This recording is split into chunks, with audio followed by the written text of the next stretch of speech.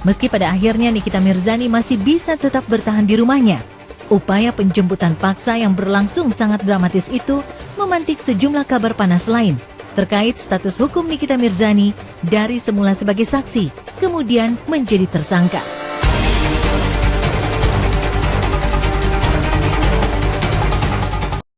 Halo sobatku semua, Kejaksaan Serang telah menerima SPDP terkait status tersangka saudari NM ya. SPDP merupakan surat pemberitahuan dimulainya penyidikan.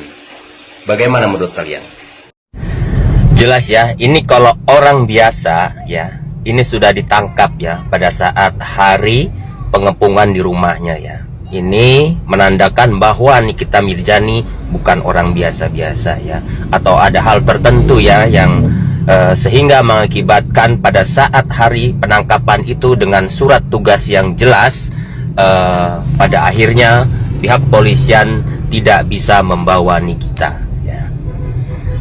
Jadi rekan-rekan, apabila seorang ya dipanggil oleh pihak kepolisian menjadi saksi atau apapun ya, dalam panggilan 1-2 dan pada akhirnya akan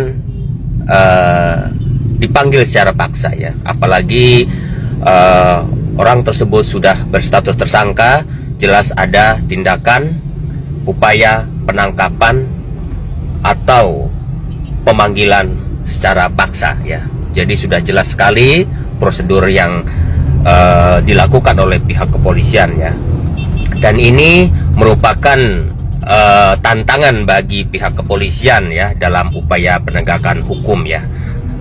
Semua sama di mata hukum dan harus tunduk patuh pada hukum ya. Apalagi dapat informasi bahwa dipanggil beberapa kali, tidak menggubris istilahnya ya. Bahkan seminggu ada berapa kali panggilan itu, dan itu merupakan dasar-dasar kenapa surat penangkapan atau membawa secara paksa itu harus dikeluarkan ya. Jadi jangan main-main dengan hukum ya, walau kita merasa hebat dan besar diri. Wartawan bukan ini? Bukan. Pak dari mana? Saya kan mas. Tahu dari mana? Bukan masalah tahu, ini saya kan lewat sini mbak. Tahu dari mana? Saya ini jalan umum mbak. Jalan umum ini ya kita lewat. Halo Sobat Fakta, Bang Bin ketemu lagi dengan Bang Bin yang terus mengabarkan fakta viral seputar selebritas tanah air yang terus saja bikin berita, dan dengan berita mereka tetap eksis di ranah media. Langsung saja kita lansir dari Warta Kota Live. Ahli hukum lihat ada yang janggal, Nikita Mirzani konferensi pers bareng polisi. Langkah yang dilakukan jajaran Polres Serang Kota dan Nikita Mirzani dengan duduk bersama menggelar konferensi pers mendapat sorotan. Ahli hukum pidana umum dan khusus Tipikor dari Universitas Islam Syekh Yusuf Tangerang, Yongki Fernando, memandang langkah yang diambil tersebut sangat aneh.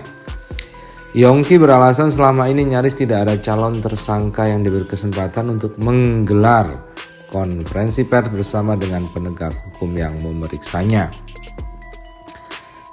Seseorang yang terperiksa bisa bersama-sama dengan penyidik itu sangat aneh dan langka.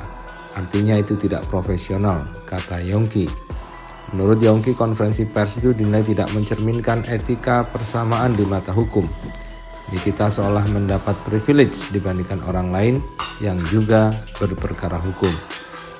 Yongki menambahkan, etikanya konferensi pers, polisi dan calon tersangka adalah untuk menjelaskan kepada publik soal perkembangan proses penyidikan yang sedang berlangsung. Polisi mestinya menampilkan calon tersangka dengan sejumlah barang bukti, petunjuk untuk meyakinkan masyarakat polisi bekerja dengan baik dan proses penyidikan tetap berjalan. Kita toleran apabila konferensi pers itu dilakukan oleh penyidik untuk menyampaikan ke masyarakat, ini loh calon tersangkanya, harusnya seperti itu, bukan sebaliknya saling memuji.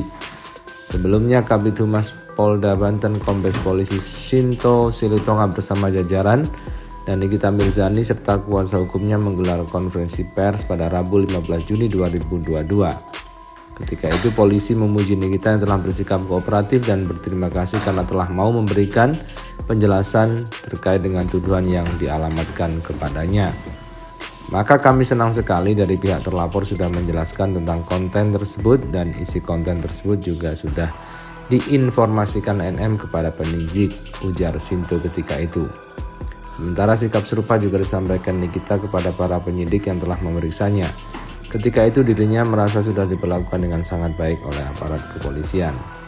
Saya mengucapkan terima kasih kepada Polresta Serang Kota karena menerima dan melayani saya dengan baik hari ini. Saya sebagai warga negara Indonesia juga ingin tahu laporan apa yang disangkakan kepada saya, kata Nikita ketika itu. Padahal sebelumnya polisi harus pulang dengan tangan hampa setelah menunggu selama 10 jam saat mendatangi rumah Nikita pada pukul 3 dini hari WIB dan melakukan penjemputan.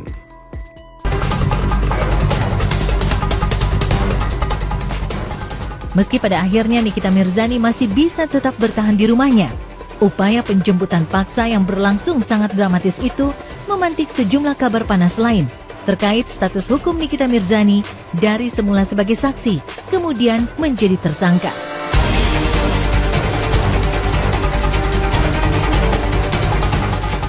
Status tersangka Nikita Mirzani tersebar di kalangan awak media berdasarkan sehelai surat dari kepolisian yang justru diragukan keabsahannya oleh Nikita Mirzani.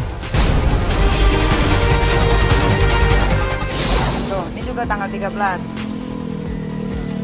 Tapi sebagai saksi. Oh. Di zoom aja ya. Tanggal 13. Ini kalau nggak salah dikirimnya tanggal 10. Tuh ada tanggal 10 di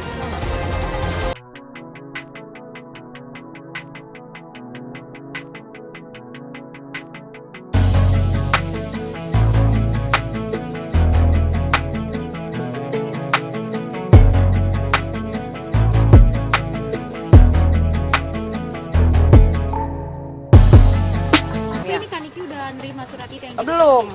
Jadi saksi udah? Saksi kan udah tanggal 10. Yang tersangka ini tanggal 13. Belum, baru dikasih ke kalian, bingung juga. Kan harusnya kan Nikita Mirzani, tapi kenapa ke wartawan? Jadi agak bingung nih, ini tanggal 13 dikirim tanggal 10 dari Serang sebagai saksi. Tapi kalian dapatnya tanggal 13 sebagai tersangka. Tapi tanggal 15 ada bukan penggerbekan ya, apa namanya?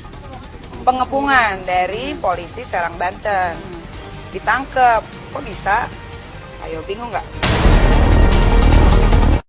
Gue tuh lagi nungguin satu surat yang datang dari pihak kepolisian yang akan gue posting sebentar lagi. Tunggu suratnya datang, ya. Terus gue posting habis itu. Karena ada 2 orang tersangka. Siapakah itu? Tunggu suratnya sampai ke rumah. Surat SP 2 HP-nya. Ya, tungguin. Oke? Kalian pasti bakal ternganga-nganga. Siapakah yang jadi tersangka? Ya udah. Kenapa postingannya dihapus? Suka-suka gue, fit gue mau hapus kek, gue mau apain kek. Lagian itu bikin sampah, bikin jelek fit gue. Makanya kalau udah gue tayangin bagus-bagus, kalau masih gue posting selama 1 minggu itu udah paling lama. Tahu nggak? Yang penting udah di capture sama banyak orang. Mau nggak ada di Instagram gue, yang penting udah banyak di Instagram orang. Apa? Nggak ada takutnya gue laporin ke polisi. Lapor yang banyak. Mau di mana? Polda buka, Mabes buka, Polsek buka, Polres buka, laporin. Ribet amat jadi orang.